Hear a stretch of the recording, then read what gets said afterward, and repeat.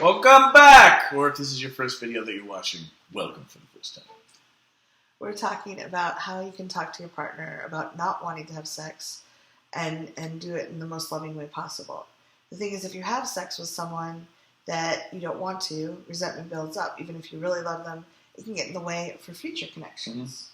So, You want life to, technically, you're always trying to make life a get to, not a have to.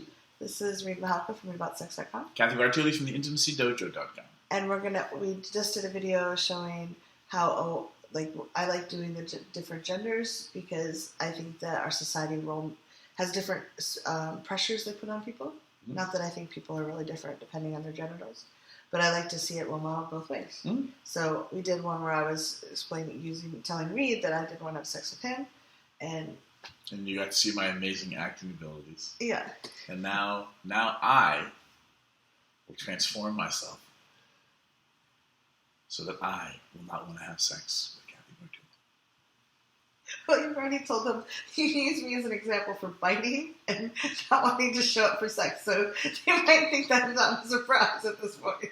That's what you asked me to role model? No, why are you complaining now? Oh my! I'm just trying to do the right thing. I can't get anything right. All right, what are you doing? Okay, hey, honey, you ready for date night? I've been looking forward to this. So I have. So I need to talk to you. What I want to have happen tonight is for you not to be angry at me, and for you to feel like I'm never gonna not tell you stuff. And then what I want to have happen is for you and I to have still feel connected and intimate and enjoy our evening. And what I have to tell you is that I've been trying to get myself in the mood for tonight, but for whatever reason, work and whatnot, they're not excuses, but I'm not really in the mood for like a sexy date night. So can we be playful and figure out some sort of other thing to do? And I'm really sorry. Okay, let's talk about it. Let's figure something out. Okay. I'm sorry if I've disappointed you. I know that you were looking forward to this. Yeah, well... we got the bouncy house and everything, and I'm really sorry. And I have that gallon of oil. I know. Believe me, I was really trying. I mean, because bouncy houses, they're not cheap. Yeah, let's figure something out. I really appreciate you speaking up. I don't want to have anything between us. Thanks. It wouldn't actually be fun to have sex with you if you were not in the mood. Probably. Well, I don't know. I can give you a Viagra to see. No, just knock me out and tie me up. Yeah, exactly. In the bouncy house. I'll wake up in the bouncy house. You just wake up in the morning. All right, so basically I was using the difficult conversation formula, which you can find at readaboutsex.com/difficult convo. And there's a little article there, and you can even get a worksheet. Sign up and get access to a worksheet that you can download so you can actually practice writing out your difficult conversation formulas as a means of kind of getting it into your brain and into your body. And basically what I was doing was telling Cathy what I was afraid of, what I'd like to have happen, and then the thing that I actually needed to tell her, which is that I changed my mind. Yeah. Could we just role model quickly how you'd hold space if I was really disappointed? Sure. Okay, you ready for date night? Insert difficult conversation formula. I'm super sorry. So what would you like to try to create? I canceled a lot of plans for this. Like, you really wanted to do this. What's going on? I'm not sure what's going on. I think it's just stress, and my body's not into it. So, I mean, what's going on right now is I know and suspected that you might be disappointed, and now you're disappointed. Yeah, I got waxed today. I canceled my dinner date with my friends, and here I am. Could you just try?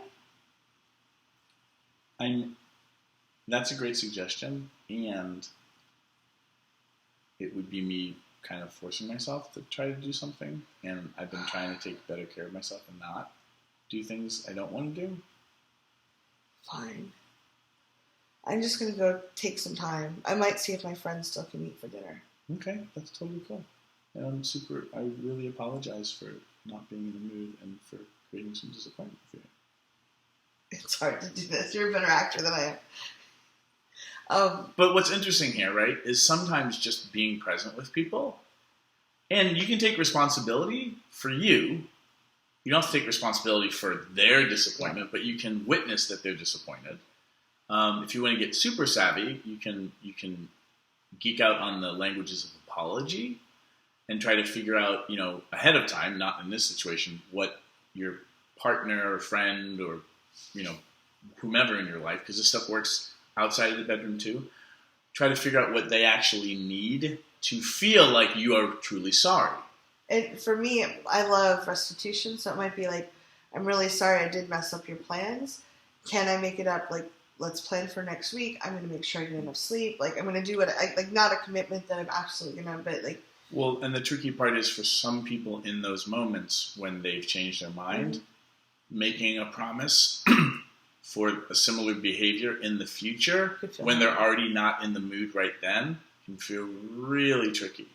So restitution as a language of apology can be really tricky. But if you both establish that and have the conversation that, I would love to restore what I needed to change my mind on, but you realize that I'm changing my mind in this moment. So making a promise for the future, that's really heavy and actually does not feel good for my body. So can we just acknowledge, like, honey, I know that restitution is your apology language, and I just can't, based on where. Take me to a nice dinner. I was supposed to go out for dinner. Well, you wanted to call your friends first, so what is it? Which is it now? I just want you to feel bad. Oh, then I totally feel bad. I feel horrible. Why don't you call your friends? See, but like now we're giggling.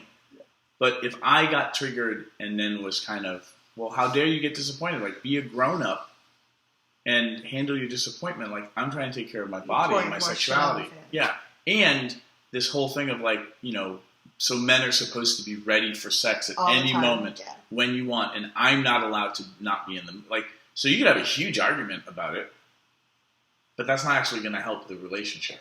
So the job whenever your partner or your friend or whatever is disappointed is for you to not get angry that they're disappointed.